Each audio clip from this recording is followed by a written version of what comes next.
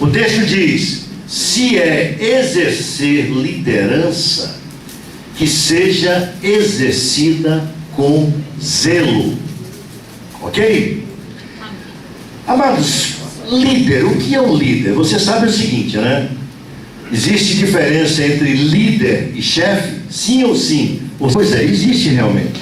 O chefe, na minha época, se dizia o seguinte: olha aqui, ó, chefe é chefe até com X. Não era assim? Quem se lembra disso? Era desse jeito. Chefe é chefe, querido, até com X, não importa. Mas isso acabou, gente, isso é coisa do passado. O chefe ditatorial, que é o dono da empresa, né? Porque o capital é dele, o bambá é dele, porque foi ele que admitiu, e é ele o chefe do tapa na mesa, né? O chefe do grito, do resmungão. Eu tinha, na minha época, eu era office boy nas maiores instituições do Brasil, e eu quero informar para vocês que eu fui o melhor office boy. Tanto é que depois que eu saí, eles desistiram, estão terceirizando agora, desistiram de achar outro melhor do que eu, né? Passava um camarada aqui assim, no meio do corredor, assim, né? Naquela agência ali na rua Miguel Calmon, para os Estados Unidos. Quando esse camarada passava, todo mundo silenciava. Todo mundo ficava em silêncio, até a máquina datilográfica, porque o homem ia passando, entendeu? Esse era o chefe, o ditador, né? O carrancudo, o homem que demite, o amedrontador, exterminador de emprego. Entendeu? E tinha um outro também, que já era um exemplo, educadíssimo, um professor, um mestre. E eu, por sinal, eu era conhecido como computador, né? Porque era muito dinâmico, muito ativo. Eu não sei se eu queria enriquecer ou se eu queria fugir da pobreza. Eu não sei qual das duas era, né? Eu só sei. Eu tinha um medo de ser pobre que vocês nem imaginam. E claro, daí haja suar, haja correr para cima. Mas o meu referencial, esse chefe que passava, desse tamanho aqui assim, ó, mas era um homem que demitia. Esse cara eu tinha medo não, que eu era muito macho e continuo sendo até hoje, entendeu? Mas é o cara que eu me reservava, vamos dizer assim, né? Me reservava, não queria muita conversa com ele não, entendeu? Mas já tinha um outro rapaz, né? Seu Mário, um exemplo de profissional, cara educadíssimo, polido, e todo mundo respeitava esse camarada. Acho que o primeiro respeitava era eu, sabe por quê? Porque eu estava querendo o lugar dele, da cadeira dele. E eu ficava trabalhando, olhando para a cadeira dele e disse: vem cá, por que você tanto olha para essa direção? Ele disse: não, eu vou lhe responder essa pergunta com uma outra pergunta. E quando é que o senhor vai se aposentar? Ele disse: daqui uns 5 anos. Por quê? Porque eu queria essa cadeira. Sou seu aluno, rapaz. Admirava esse camarada. Eu perdi a ambição pela cadeira dele desde o dia que apareceu um sujeito simples, mais elegante do que eu, alto, magro, os olhos assim meio claros, cara invocado. O cara chegou assim na frente desse meu referencial, meteu o dedo no nariz dele de uma maneira aqui assim, com o dedo em riste assim, apontado para o nariz dele, e ele baixa assim, com a vista baixa. Eu falei: quem é esse cara? Aí disseram: é o diretor. Aí eu disse: o diabo aqui quer ser mais gerente. Eu quero ser diretor. Deu para sentir a diferença entre o líder e o chefe, não é isso? O líder, existem algumas definições sobre líder nato, né? O líder que é aquele que guia, é aquele que às vezes dá até a cara tapa, né? É aquele que toma a frente, é aquele que paga o preço, é aquele em que ele inspira confiança. Esse é um líder. O líder, ele... eu estou falando isso, você sabe por quê? Porque eu já cometi essas atrocidades também, de chegar de manhã cedo, emburrado na empresa, com a cara amarrada, entendeu? Enfesado, já levantava logo cedo, ninguém nem tinha pisado no meu carro, já estava zangado. Coisa de chefe, gente, coisa de ditador. Ninguém tinha me feito nada. Mas eu estava caçando uma briga. Você sabia que tem gente que é assim? Entendeu? Tem gente que quer brigar e ninguém sabe por quê. Já arranja confusão logo cedo. Por quê? Porque ele tem a chave do cofre na mão, é ele quem prega, é ele quem assina, é ele quem paga, então ele acha que ele tem o direito de tudo isso, gente. Mas fala para a pessoa que está do teu lado, isso é coisa do passado. Não existe mais, gente. Não existe, acabou. Amém? E principalmente o seguinte, o líder, o caráter de um líder cristão, o modelo ideal de um cristão, o próprio Jesus Cristo foi quem ensinou. Foi ele que ensinou. Ele foi o maior. Olha, Jesus, o homem de Nazaré, o homem que começou a disseminar as suas ideias ali na Galiléia, foi o maior exemplo de liderança que o mundo conheceu até hoje. Maior exemplo de liderança. Ok? Sem violência, sem derramamento de sangue, sem revolucionar coisíssima nenhuma. Hoje existem cerca de 3 bilhões de pessoas no mundo que reverenciam esse nome, né? Que respeitam esse nome, Jesus Cristo. E ele ensina aqui, lá em Lucas 22, 26, que o líder, ele é quem serve. Ele disse: mas vós não sereis assim, antes o maior entre vós seja como o menor, e quem governa seja como quem serve. Ok? Então, amados, o líder, né, o empreendedor, o líder de uma equipe, né, o supervisor, esse é o papel, especialmente se ele for cristão, né, se ele for um cristão romano, se ele for um cristão evangélico. É isso? Amados, outra coisa muito importante também, que nós temos que vemos no papel de uma liderança exemplar, de uma liderança eficaz, né, é que todo líder tem que estar preparado para enfrentar e corrigir adversidades. Não é somente enfrentar, mas também corrigir adversidades. Não adianta você querer ser líder e dizer: Deus, em nome de Jesus, não me traz um problema hoje. Não me traz um problema. Se trouxer, traz uma coisa fácil com que eu possa resolver. Gente, não existe isso, não. Não existe. Se você já cresceu, se você já foi projetado como um líder, como uma liderança, pode preparar-se para enfrentar, agora enfrentar e corrigir adversidades. Enfrentar é pouco, enfrentar qualquer um pode enfrentar. Não é isso? Agora enfrentar corrigindo. Bom, vê se está bem gravado. Repita comigo: enfrentar, corrigindo. O que é enfrentar? Um exemplo, pronto. Está lá um camarada, chega na fase intermediária do campo, ele comete uma falta. O juiz manda colocar uma barreira. E na barreira só serve se for os mais altos. É ou não é? Claro! Tem que ser uma barreira alta. E sabe quem vai bater aquela bola dali? Não sou eu não, porque senão vai sair um petelé. Um canhão.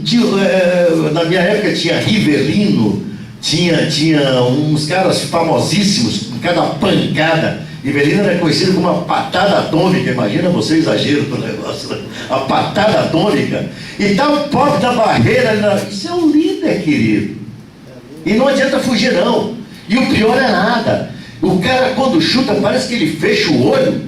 E o cara, quem está na barreira, tem que estar de olho aberto. E protegendo as intimidades, que se bater na intimidade, pronto, acabou. Não é assim? Não é verdade? Então o cara se guarda ali. Meu amigo, isso é um líder. Isso é uma ilustração de liderança. Ele voluntariamente ele vai para aquela barreira, né, para impedir o problema e se livrar também do pepino, né? Isso é um papel do líder, ok? Então, amados, o líder ele tem que ser preparado. Uma pessoa sem controle emocional, uma pessoa descontrolada emocionalmente, entendeu? uma pessoa de pavio curto, vamos dizer assim, não pode ser líder.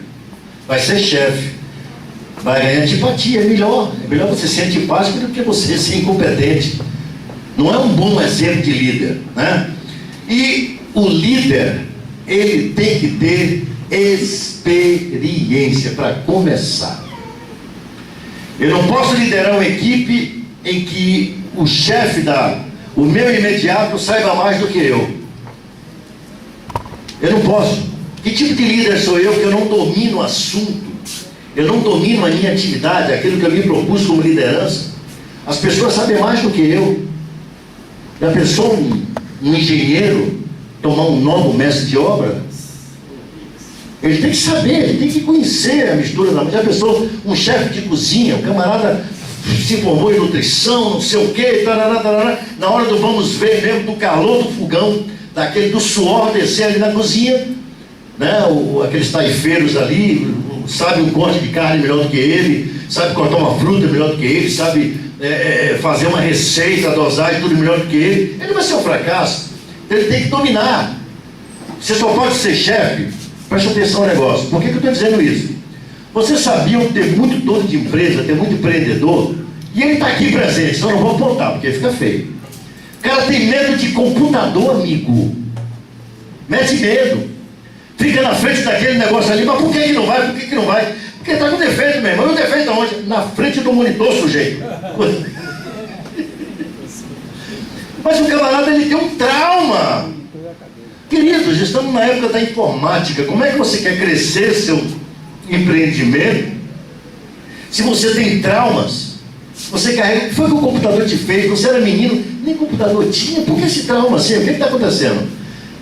E não é somente isso não, as coisas evoluem, as pessoas têm medo. A legislação, ela muda. Não é isso, querido? Você que é consultor em economia, não é isso? Tributário?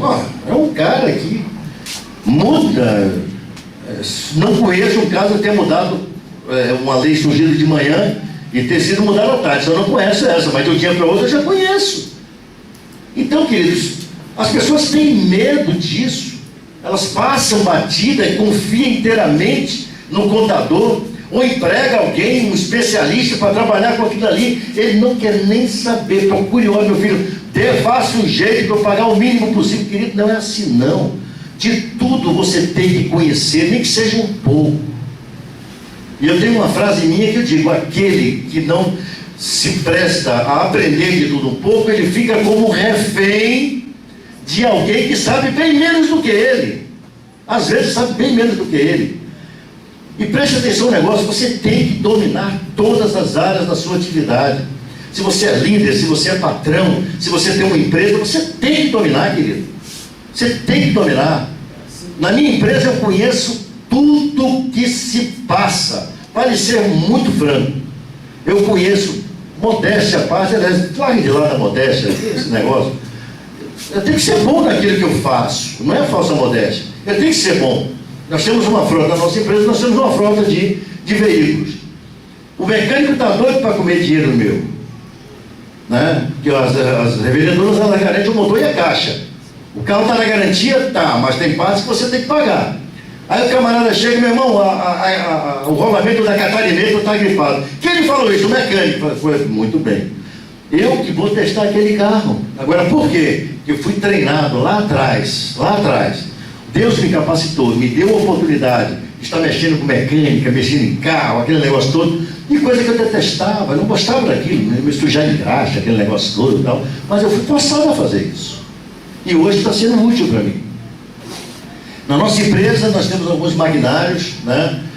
Quem lida são pessoas que não tiveram nenhum curso. Quem deu esse curso? Eu que dei esse curso. Eu que procurei dar esse curso a essas pessoas. Por quê? Porque eu tenho que acompanhar. A Bíblia fala sobre o seguinte, né? Que o proprietário das ovelhas, ele tem que conhecer bem o estado das suas ovelhas.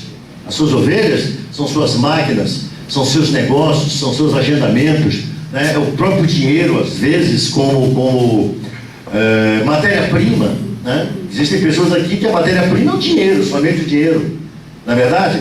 Então eu tenho que ter um domínio amplo sobre a minha atividade, porque senão jamais vou estar preparado para exercer uma liderança.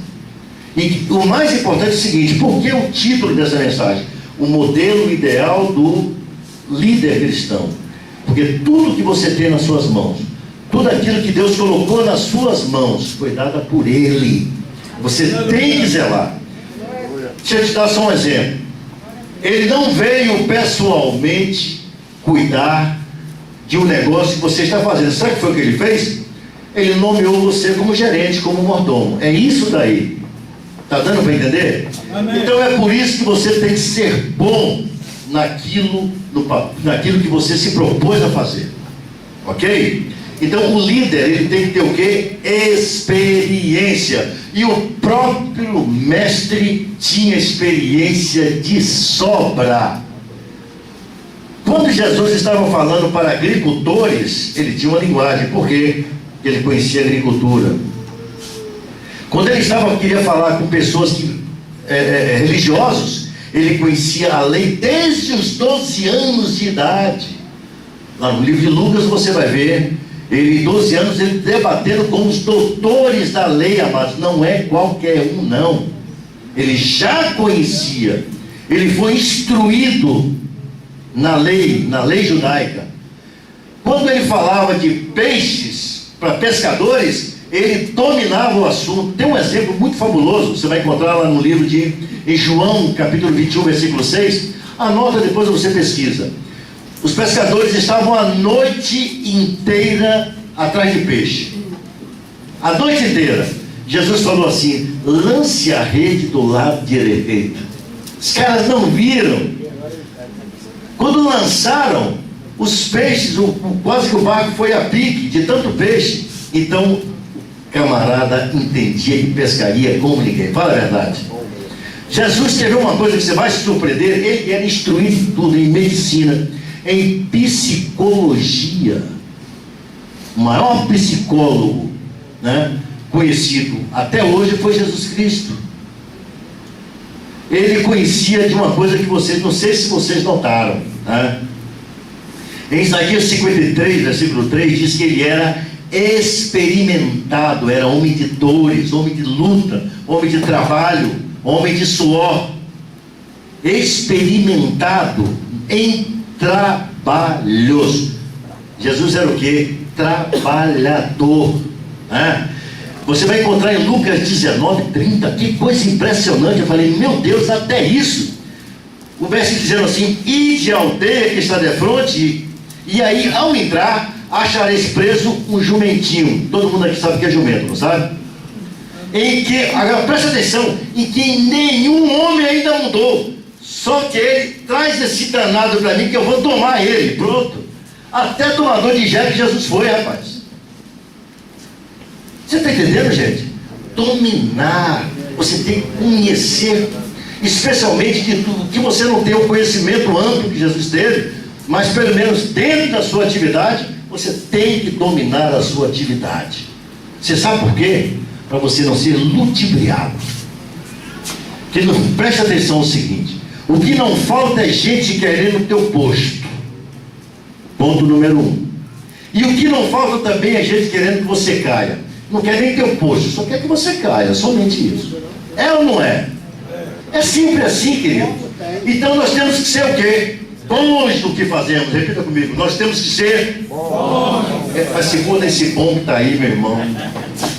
Vamos lá, temos que ser o quê? Bons. Fazemos. Bons.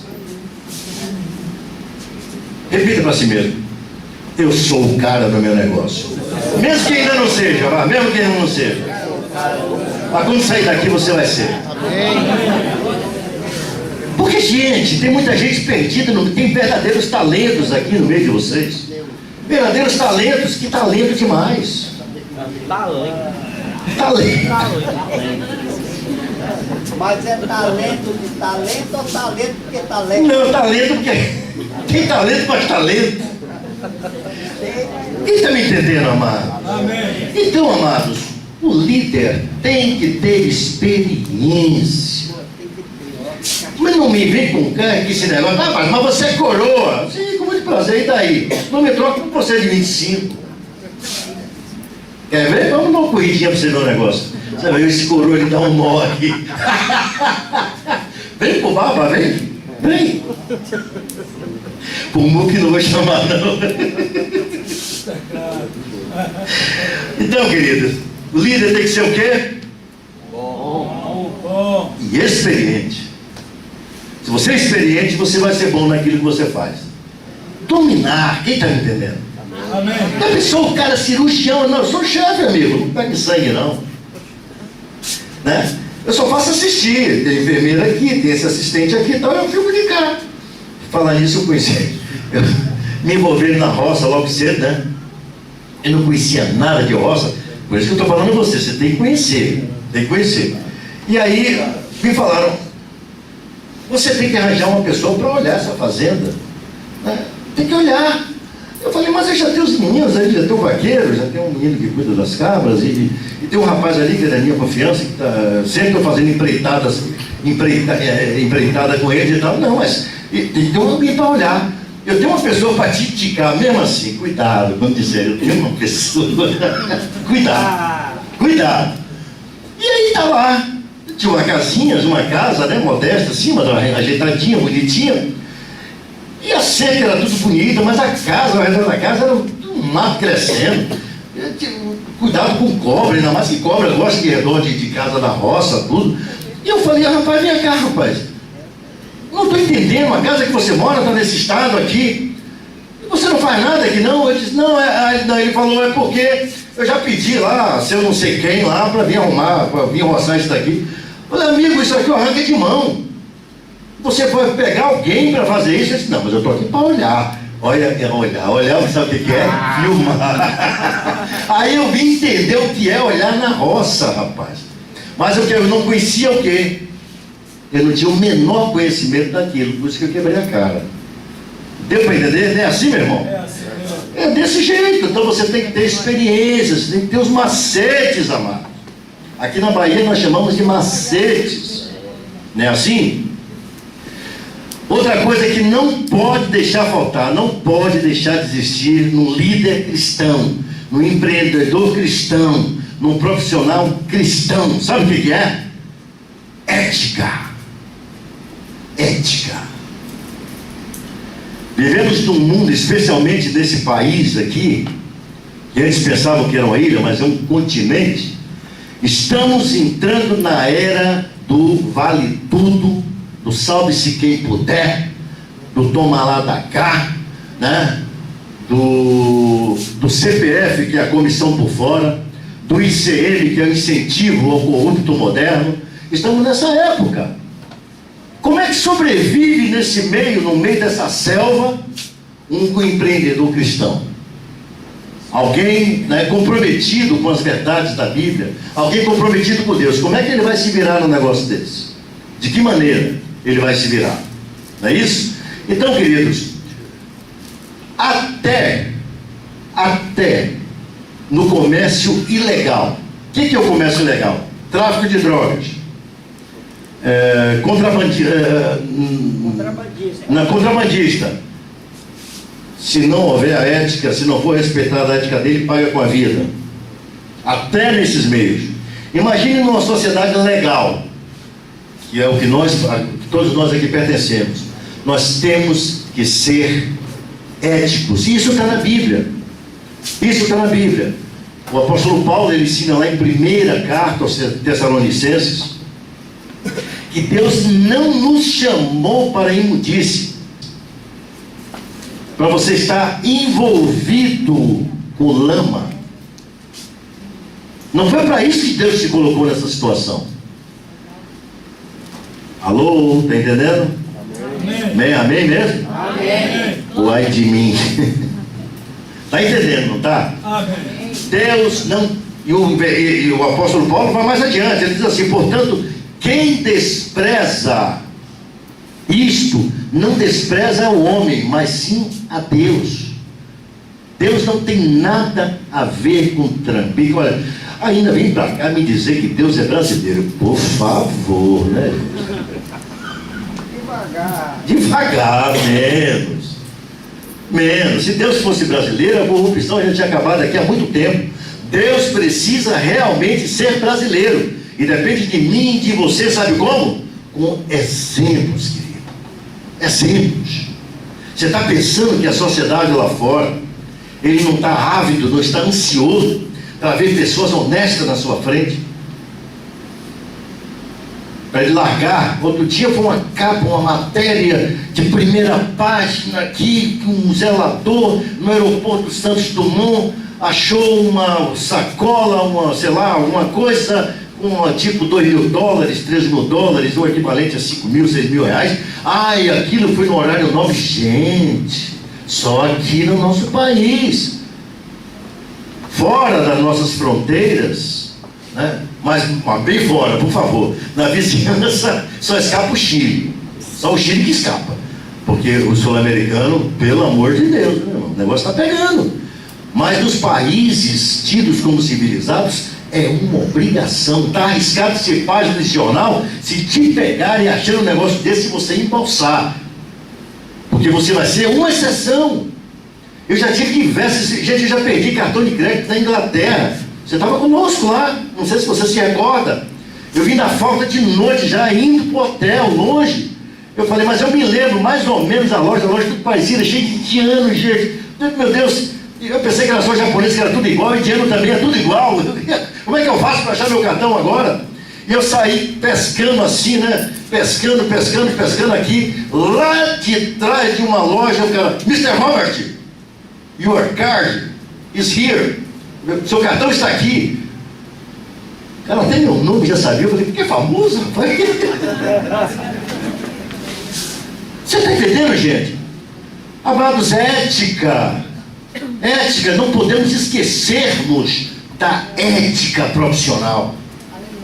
Shakespeare, ele ensinou que nenhuma herança é tão rica quanto a honestidade. É uma riqueza, amados. Sermos honestos, cristalinos. Olha, quem está falando aqui é um dos maiores mentirosos que você não teve o prazer de conhecer no passado. Eu mentia tanto que até eu acreditava nas minhas mentiras. Uma vez eu contei uma mentira para um camarada. Eu tinha quebrado mais do que arroz de terceira. Mas a pose eu não perdia, né? A pose eu não perdia, não. Eu quebrado duro, mas não perdia a pose. Eu inventei que eu tinha na época, era o carro, uma D20. Eu tinha tido uma D10. Já era um carro, mas a D20 era o dobro. Já era não é isso? Eu inventei que eu tinha uma D20 e cadê ela? Está guardadinha, mano. Está guardadinha. Até eu passei a acreditar que eu tinha uma D20. Então eu tenho moral suficiente, autoridade suficiente para falar para vocês disso. É gostoso o fiscal chegar na tua empresa assim, por favor, fica aí, cara. Fica aí, não tem esse negócio não. Não é não, meu consultor? Não é assim? Gostoso isso, já pensou você viver apavorado, fugindo, gente? Você já pensou que tristeza? Já não basta lá doer o assalto que tem na rua, você ainda não ter paz por causa de fiscal, por causa do fisco, por causa da prefeitura, por causa de não sei mais o quê. Paga tudo, meu querido, e coloca no teu custo-benefício, por favor. Mas seja liso nos seus negócios, seja honesto naquilo que você faz. Coloca no teu custo-benefício, meu irmão, dá seus pulos. O que acontece é o seguinte, tem gente que está acomodada com pouca venda, está acomodada com aquilo, não tem condições de bancar os impostos e aí quer dar um nó. Vai receber um nó. Deus não se deixa escarnecer. Quem está me entendendo? Amém. Então, amados, é uma das grandes características, importantes características de um líder cristão, um líder crente, comprometido com a palavra de Deus. A outra coisa também que eu gostaria de abordar, de deixar gravado para você nessa noite, é a questão da sinceridade.